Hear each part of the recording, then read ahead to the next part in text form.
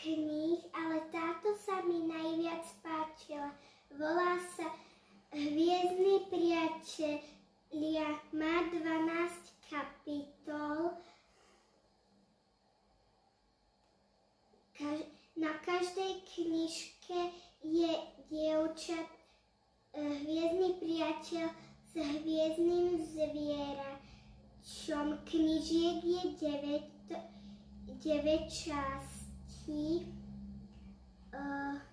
a veľmi sa mi páči na nej, že je kúzelná, ako keby na každej knižke je tuto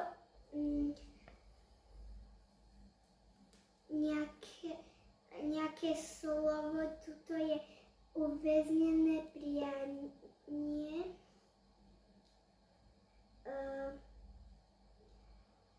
A odporúčala by